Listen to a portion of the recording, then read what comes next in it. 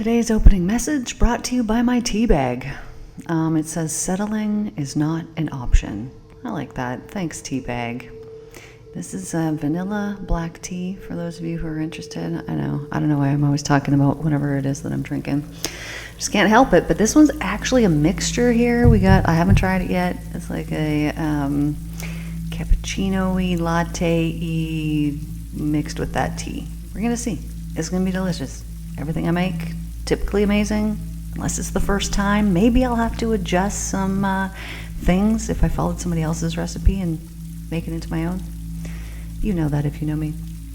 Anyways, today we are going to be talking about love and our ego. So here's the deal. As long as we remain in our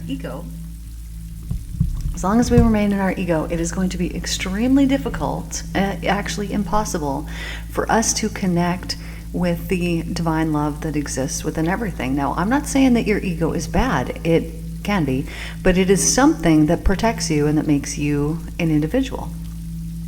However, as long as we hold it within us, it is our barrier to the divine, right? Our ego is like, I like this, I don't like this. You know, it's the separation. So when I experienced enlightenment, not for the first time, but fully on, like in it for days and days, for the first time, it was through this. It was through the cleansing of the ego. So I went up. I'm going to tell you the process, because if this is something that you want for yourself, this is how it worked for me. So it's very possible that the same thing can work for you. All of it, first of all, is intention, right? I went up specifically wanting that result of connection with the divine. And I wasn't leaving until I got it. That was part of my plan of going up there, which was also part of my plan going up there this time. And I was there for 3 weeks, and there was other things that needed to be addressed. There was things in my life that I needed to look at differently, and things I realized, I had been repeating patterns from the past that needed to be let go of and needed to be healed. And this was very apparent to me that until this was done, no connection would be made. Not anything that was lasting and sustainable. There's still always those little bursts of enlightenment, that you get it for 20 minutes or something like that. But I was told very specifically that basically these repeated patterns had to be let go of in order to remain in that divine flow, working on it. So here's what happened for me. I went up, and I had been already studying the Christ letters. If you don't study them, listen to them for free here on YouTube. Totally free. It's totally free. There's 9 letters, and the articles that go along with them are just as wonderful. Wonderful things to listen to. And if you have a difficult time understanding them, just listen for a bit and then meditate on what you're hearing. But you can also read them for free online. Just Google the Christ letters. It'll go right to their page, and you can just read them. These messages are truth, and I know that they're truth because I have experienced them, so I know, and there's no one that can tell me no, unless they themselves have lived my life and experienced what I have experienced, which obviously is not possible. So here's the deal. So I had been studying the Christ letters for several years at this point. But I go up to my cabin, and I went up there for 2 reasons. I went up there to forgive and to figure out what I was going to do with my ex. After the many betrayals and lies, I was just trying to heal from this and deciding what it was that I was going to do. But, we have 4 children, so that definitely played a factor into my decision making. But I'm going up there trying to repair, see, can that trust be built back again? Can we repair this? Can we make it good? But my intention was to connect with the divine, because the divine can solve everything. So I go up there, And what I do is I'm completely by myself. So this is what I'm telling you is a wonderful means by which to connect and to achieve this enlightenment. So it was through studying these Christ letters. So I bring my book with me. There's no Wi-Fi, there's no nothing up there. So, you're not distracted by your phone, which how many hours do you spend a day distracted by your phone, even just checking it? And it's not even the distraction of the phone. It's, having to check in with people, having to talk to people when you don't have to do this because it is just you by yourself with that intention of, I'm going to connect with the divine. You get all that time to yourself without the distractions. So I go up there, and I was there for about 3 weeks that time. So I'm up there, I have my dog. It was actually my brother-in-law's dog at the time, but he was mine then at that point. And so I would take him for walks. We would just go out in nature. I would sit on the dock and meditate. I would sit inside and meditate. I would listen to my Thomas Newman soundtrack. I love Thomas Newman. He's a composer. Beautiful, beautiful music. I would listen to that. I would listen to other music. I would dance. I would just get in the flow. And so a lot of my time, a pile of my time was spent in the kitchen area of my cabin, sitting on the floor on a yoga mat, or doing yoga or dancing, but just in that same spot inside my cabin. And I would do yoga for a bit, and then I would think, okay, I'm going to write a little bit. Then I'd go write, and then I'd think, I'm going to read. And then I would read the Christ letters a bit, and then I would be back doing meditation and yoga. And this was what I did over and over and over. Maybe that sounds boring to you. This is like so fulfilling and wonderful. Like I could do that every day, all day. It's dangerously good for me. I could do it all the time. And even this last time when I was up there, I was there for 3 weeks. That was not enough time. I wanted 3 more weeks just by myself, just to be able to connect with the divine. Like it is the only desire that I have in my life is to be at one in perfect alignment with the divine, because it's so wonderful. And it is a wonderful gift that I then can share and give to other people, which is all that you want to do when you are in that enlightened state. You just want to be in it, you want to be in the moment, and you want to teach other people that this is possible, that you don't need to suffer in this way, that you can just believe and it will be given to you. You're hungry. Oh, you need some food. You just need to believe in the divine, and someone will walk up to you with food. We call it manifesting, but it is not. I mean, that is technically, that's the word for it. That's the catchy word, but it is just trust in the divine, and it is understanding of the laws of the universe, of the reaping and sowing that Jesus talked about in the Bible. It all comes down to belief.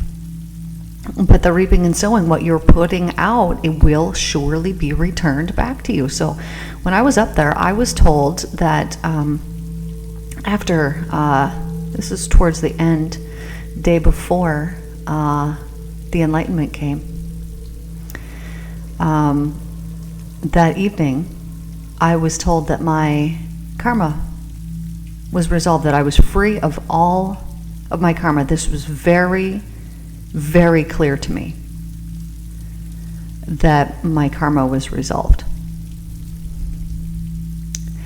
And the very next day, I received the enlightenment. Now, what I had done over the period of these days was cleanse my consciousness, forgive. And I went through an extreme, something I had never experienced before, a feeling of, let's say, regret, or it was just a very, was it regret? It was a really terrible feeling, of just not wanting to hurt anybody else, and realizing, my actions could hurt people, and a deep feeling of never wanting that to ever happen again, not truly not wanting to cause harm to another person, because I was in this heightened state of love, and I realized just how desperately I never wanted to cause harm to another person. And I was told that my karma was resolved, so meaning whatever had been previously done, it's not coming back for me anymore. So this was a fresh, new start. And so since then, oh man, it can be so difficult. Let me tell you a story here. So I get a phone call late last night.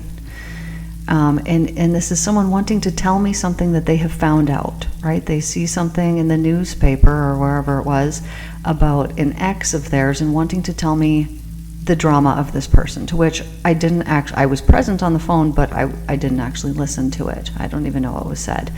But what I was thinking was, what a detrimental thing it is how this country is, and I shouldn't be talking about things that we don't want to have repeated, things that we don't want to see, but I just want to point this out to you. What a detrimental thing it is that the newspaper, and if you grew up here, you'd think that this is totally normal. This is not normal where I come from. This is not a thing. People's private business is their private business. And anything that happens down here, if the police are involved, there's a write-up about it and the public gets to see it. Now the public loves this. Why? Because the public loves gossip, and the public loves to feel better about themselves by seeing other people suffer. And you could say, no, this is to protect us. It is not to protect you.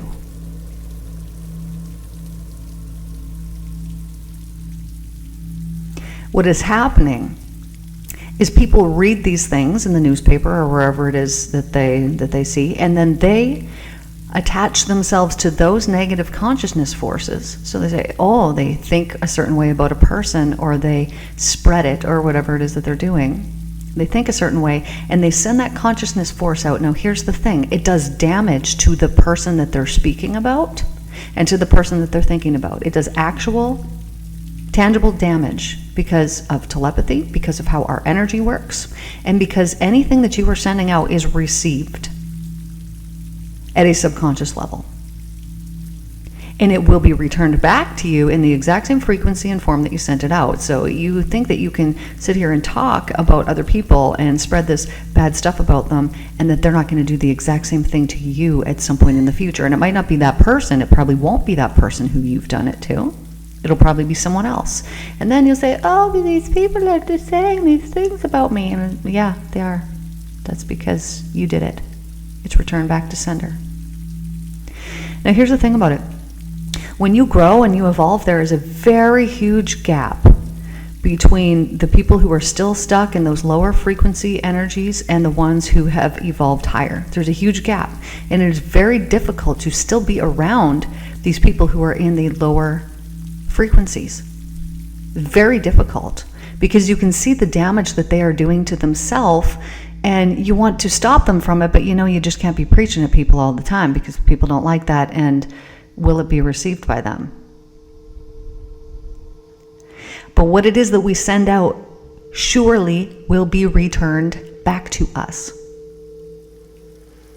So this is why this talk is about love, because if we are sending out only love, surely this will be returned back to us. Only goodness can come from that. Now think about your life and the people that you really like in your life. Like if there was somebody in your life that you're like, like maybe one of your parents' friends, maybe there's just somebody that you just thought, I just really like this person. Why did you like them? It's because they were so freaking nice, right? This is why you like kind people. You respect that kind of person that is not going to let anybody walk on them, but that is very kind, right? You have respect for this type of person.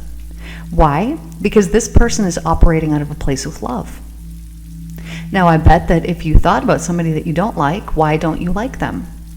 because they have done something to you or said something to you or something has happened and it was not based out of love. Now, this is probably something that has been returned back to you. This is probably a reflection that you are not recognizing. Perhaps you were mean to somebody. Perhaps you said something hurtful and harmful.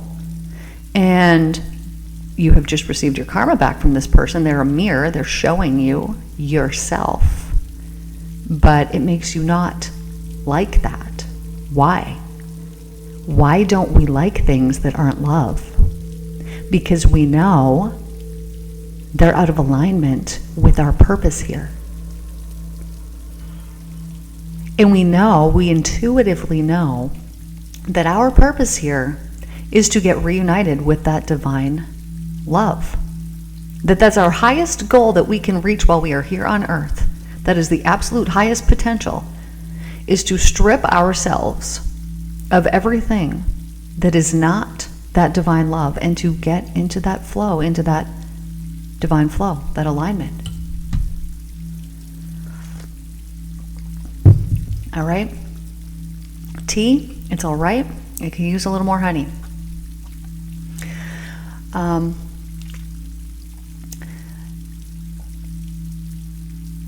If you think about your life and what makes you really happy, what is it that makes you really happy? And how can you do more of that thing? Why does that bring you happiness? Why does that bring you in closer alignment with the divine love that exists within everything? Why does that particular thing make you so happy? It's because it's bringing you into that alignment. But why is it doing that for you? What is that thing that makes you happy? Now, what would happen if moment by moment we chose those things for ourselves? So I might have told you guys this story already, but when I was up in my cabin and I'm in this enlightenment, and this has been going on for several days now. So I'm just wanting more and more and more information because I'm having the most amazing, crazy things happen over these several days. Like, just amazing things happening to me. And we talked about this the other day, but so I'm walking down the road, and I had gone from like this smooth, nice, soft dirt path. I prefer to not wear shoes as often as possible. It's a Canadian in me. And I'm walking down this path, and I go into this other path, and I'm walking, and I ask the divine, I'm like, what now? What should I be doing now? I want more. And the divine says, keep walking. And I'm like, so disappointed in this answer. What? Keep walking? Like, these amazing things have been coming to me and you're telling me to just keep walking? Like, I was disappointed for a split second. Because then within that split second of my disappointment, it then turned to understanding. And I was told very specifically, well, you asked what you should be doing. And you should be walking right now. You will be told moment by moment. It's not future telling. It's not fortune telling. It is moment by moment that you will be intuitively guided. So when you have something that happiness, that brings you that happiness, this is showing you this is the thing. Do the thing. This is it. Take it. In this moment, this is bringing me happiness. This is the thing. And if we listen moment by moment rather than arguing with that, like, no, well, I mean, if I take this thing, then what if this bad thing happens? So I better just not take or do the thing that's making me happy, because if I do that, I'm just going to lose it anyway. And you're right. You're 100% right. Because your beliefs play out. And so if you think by taking that thing, just something bad's going to happen, you're right. You're right. You're right. Every time you're always right, because it's your beliefs. So if you can change those beliefs and you can listen to that intuition that is telling you, hey, look at this wonderful thing right here. That's for you. And then you take it and you don't argue with it and you just be thankful for it and you live in the happiness of it. rather than dragging the past into the present and muddling it all up with that past toxic whatever was there. Because as soon as you do that, you've stolen it away, you've taken it away, and that intuitive hit that you had that said, hey, this is good, this is wonderful, this makes us happy. Gone, done, you didn't listen to it. And now what? Now you're stuck in confusion and you feel stuck, and this is why.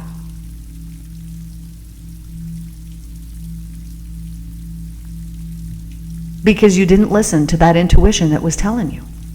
Every relationship that you've had that then ended, and you look back on it, you're like, oh man, there was so many red flags. I ignored all the red flags. I just ignored it. You see things after the fact, but here's the deal. You saw them in the fact too. You saw it happening at that time too, but you chose to not address it, to ignore it, and to let it build up and eat away at you.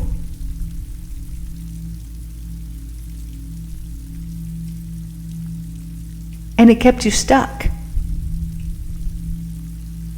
And if we don't grow and learn from those pains, if we don't personally choose growth for ourselves, if we want to blame other people for those things that they perceivably did to us, air quotes, these were lessons. This is learning.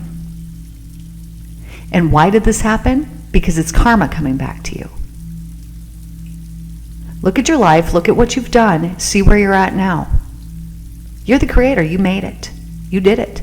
So you can choose this second goodness from here on out. You can choose to have different thoughts. You can choose to have different words, speaking differently, choosing different actions.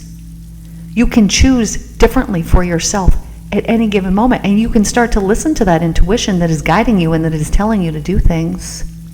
And as soon as you start doing that, you're going to build that trust back within yourself. Because as long as we have self-doubt, oh, what a low frequency that is. Low vibe. It'll keep you stuck.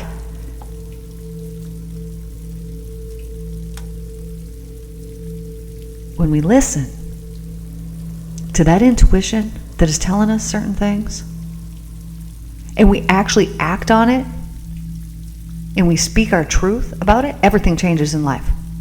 You will find that happiness. You will find things that you passionately love. But as long as you remain in the stuckness and the same thought patterns you had yesterday, and the same complaints, and the same, well, this person over here, and I hope this happens, and I hope that happens, and this person's just the way they are, and blah. No, that is not the way. You are the creator, 100%. 100%. Let me give you an example. So I know this person. They can be extremely difficult to deal with. And believing this about that person makes it 200 times worse, right? When you are expecting, you have to encounter this person, and it's like you're expecting them to say something that is going to be rude or mean or whatever it happens to be, and you're expecting all these things. You get it every 100% of the time, 100% of the time, every single time.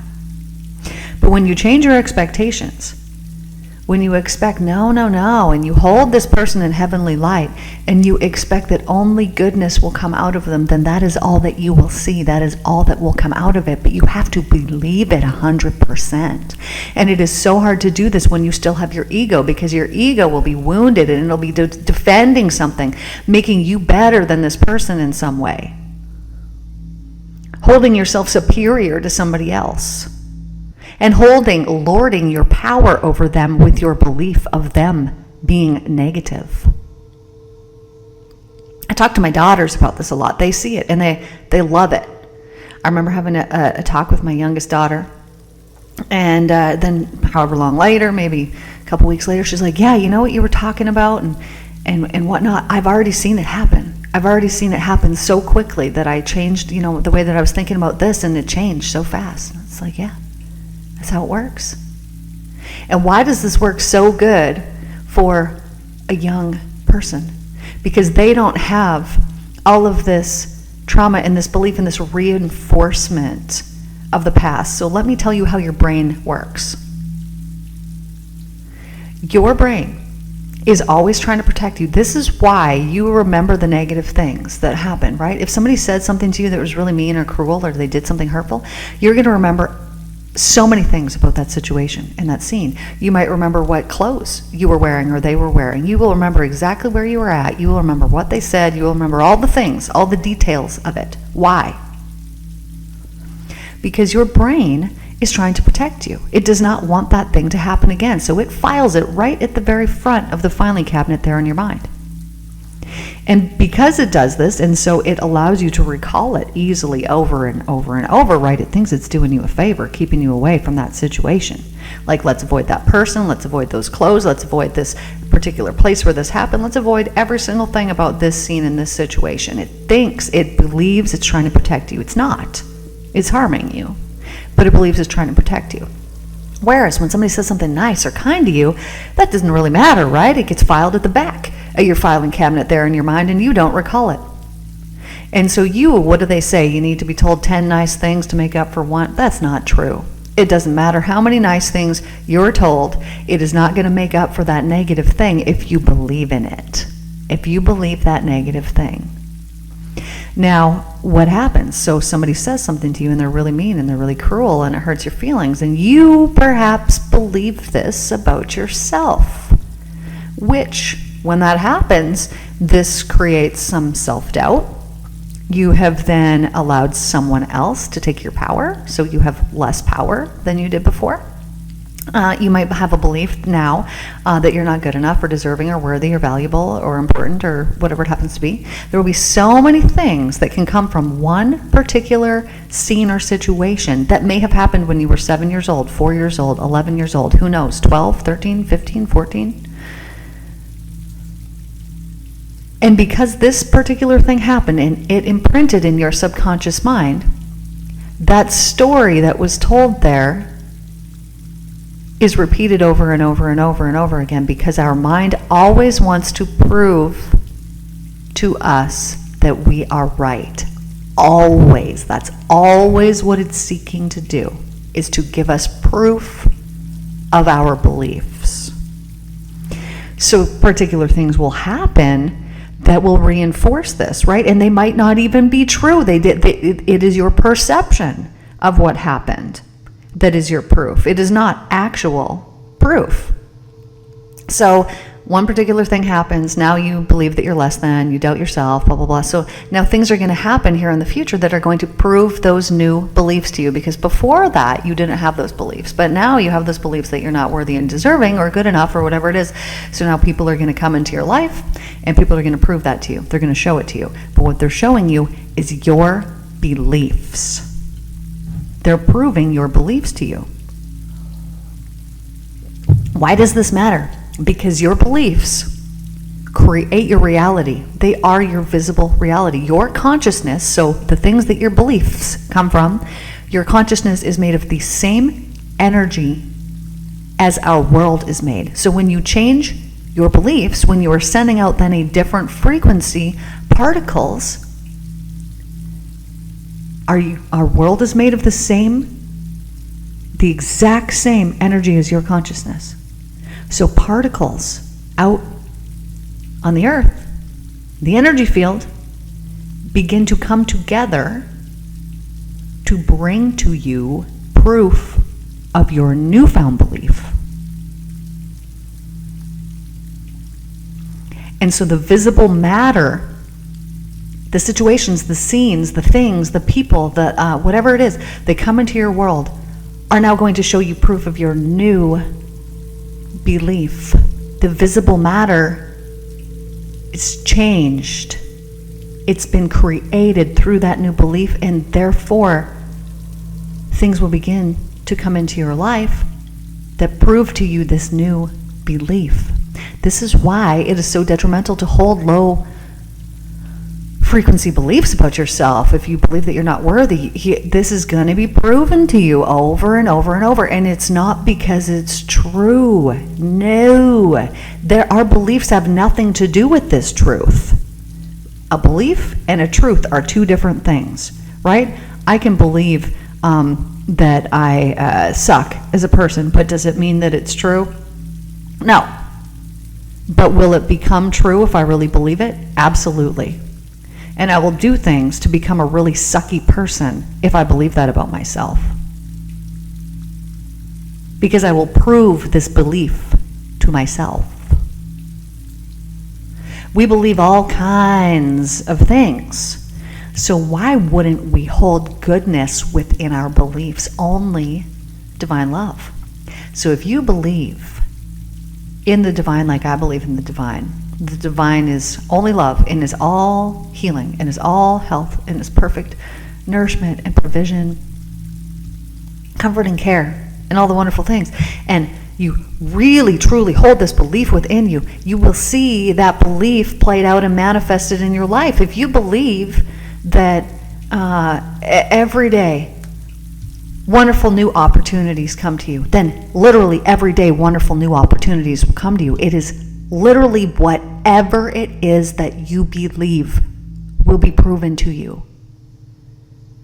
And if you say, well, no, I believe this thing and it hasn't happened yet, that's because you don't believe it. That's because you don't truly believe it. It's because you have that seed of doubt, like it talks about in the Bible, that mustard seed. It said, oh, if you have a mustard seed of faith, this is not true. This is a misquote. It was a mustard seed of doubt because you cannot measure faith. You either have it or you don't. It's not a size. But if you have a mustard seed of doubt, then you do not have faith. Meaning you do not have belief. And therefore, if you don't have the belief, it's not going to be proven to you. Because your mind always wants to prove to you your beliefs.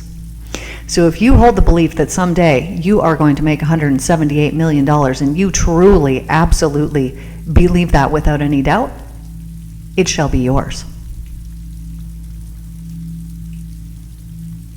It does not matter how far-fetched a belief happens to be. People believe all kinds of things. It does not matter what the belief is. It will be proven to you if you hold it with no doubt within your energetic system. Because the vibration, the frequency that you're emitting is of that same frequency of the thing that you're believing in. And therefore, it has no choice but to be magnetized to you. But our ego-driven attitudes keep these things away from us. We cause ourselves so much harm. Because what we're sending out, we're focusing completely on the wrong thing when we believe, and I've been there, man, conspiracy theorist, huge time. I know the evils in this world, but I cannot speak about them ever again anymore. Cannot. Because I know that it is through our creative consciousness forces that these things must come to fruition because of the belief that is in them, and the system must crumble down so we can create an era of peace and love. But my only focus is on the era of peace and love, because focusing on those old past lowly frequencies provide nothing of benefit to the collective consciousness. And we are going through an evolution of consciousness, an upliftment of consciousness, and the old ways are just no longer acceptable. Now when I hear somebody speaking lowly about somebody else, trying to gossip about them, trying to say something bad, trying to put somebody down, all I see is an insecure person who is unhappy with themselves, trying to spread mental poison about somebody else. I don't want that. I don't want that in my life. I'm saying, I'm complaining about something here. I'm thankful that that has come into my life to show me what it is that I do not want. Because I can feel the energy. And it is of lowly energy when there's gossip and complaining. And therefore, what is going to be attracted back into your life when you're sending that out is exactly that same energy, that same frequency. So you want that returned back to you, I guess. It is through our unawareness that we spread the mental poison throughout this earth, and it is returned back to us. And then we think, why is my life like this? Why is this happening with this person? And it's like I got all this chaos going on. It's because of you. It's because of your mind. It's because you've allowed it. It's because you've created it. You accepted it. There's all these beliefs that you have that are providing you no relief. Perhaps you believe, because you believe in some type of God that punishes, perhaps you believe you need to be punished for things that have happened in the past. And therefore you attract these things that are going to punish you into your life. Not because you deserve it, not because some God on high is angry at you and smiting you for something that you've done. No, this is through the creative consciousness forces. It is your beliefs being made visible. It is something that you either sent out in the past that is now being returned back to you. It is something that you feared greatly or something that you really wanted. This is what your life is consisted of, is your beliefs. It is karma. It is things that you've done to others now being returned back to you. It is your greatest fears, because think about the powerful force of fear. This is why those people in control use it. So it's so readily available to control people with, right? And how do we control the masses? Fear or love? Oh, people can get addicted to fear. People love it. People feed into it. Let's give the people more of that. And so they do. And then we have this consciousness of fear, and it manifests in our earth because the collective believes in it, because the collective believes in all these natural disasters. Our consciousness forces are made of the exact same electrical particles. We charge the electrical particles of the earth with our consciousness. This is how it works. So when we believe, when the media sends something out and it says, hey, this is what's going on, and the people are like, what? This is the thing that's going on. Well, we best be prepared because this horrible thing's going to happen. And then all the people start to prepare for this horrible thing that happened because they believe in it, and it manifests. You see who's in control right now? This is what's happening because they know. The only way for us to take control of the collective consciousness is to individually do it ourselves. We can't do this for everybody, but we can spread the word, and we can do our part, and we can just send out the love, and we can refuse to live in the fear. And the only way that we do this is by getting rid of our ego and getting in alignment with the divine love that is there. Because when we do this, then we can understand and we can know, okay, yes, I actually am truly deeply loved. I will be provided for in absolutely every facet. There's nothing that I will not be provided for.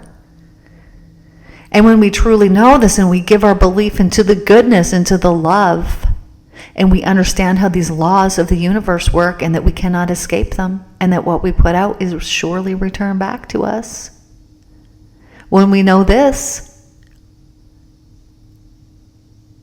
then not only will we have achieved what our purpose is here on earth, the evolution of our soul, but we will have created this consciousness force within the earth, and those who have the ears to hear will hear it. There will be people that will be drawn to the messages of truth from the Christ letters because they recognize it as truth. I hear the truth. It's in my right ear, and it's sweet. Tastes like candy. Is super interesting. But when I hear something very truthful, when it carries that powerful vibration of truth, I will taste it like sweetness in my ear. And when I heard these Christ letters, I heard truth spoken into my very being. And of course it was truth because it led to enlightenment. And this is not just me, this is anyone who takes the time to study them. Without any doubt, you are just as blessed.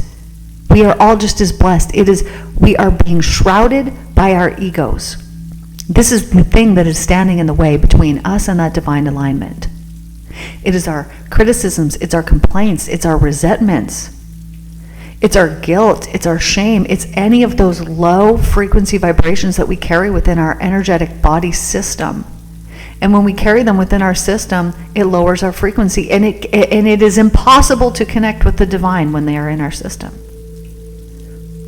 It should be of highest priority to cleanse yourself, to mentally cleanse yourself away from any of these things that are low vibrational, because they are detrimental to that connection with the divine love that exists within everything.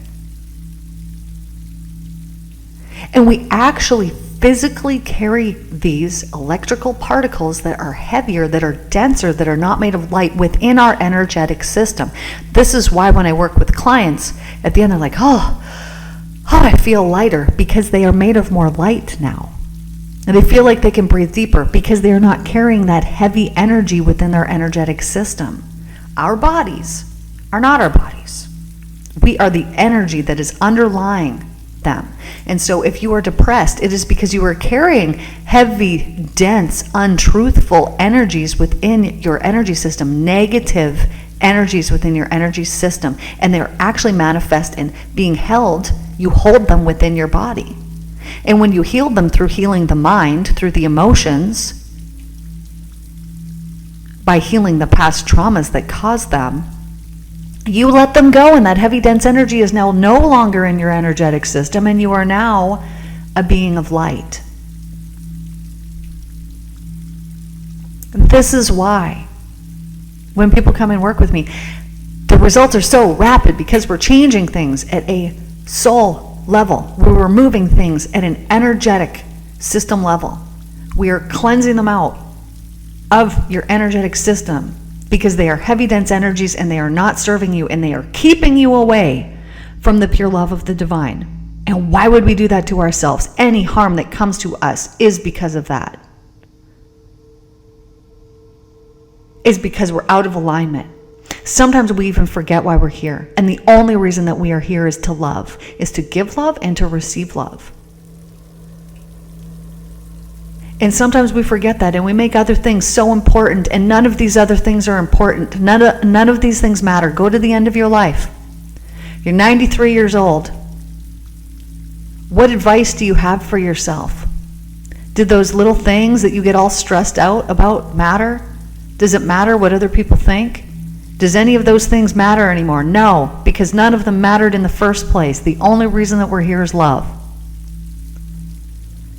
And when we get into that divine alignment, and we're actually living from a place of love, we are then only creating goodness in our life, and only goodness can therefore be returned back to us.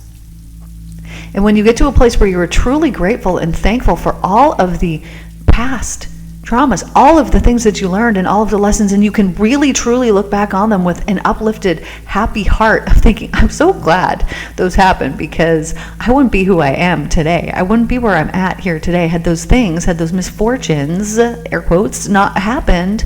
I wouldn't be me. When you can look back on that and hold no resentment and hold nothing, no ill will towards anybody else, and only love in your heart,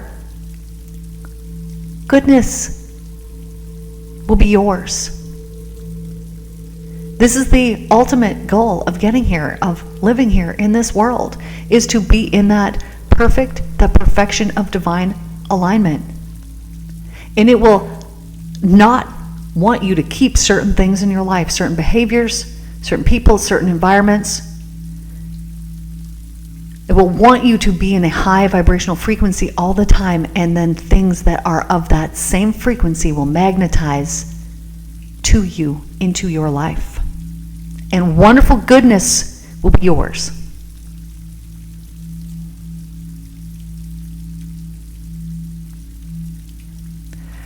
Thank you guys for tuning in here today.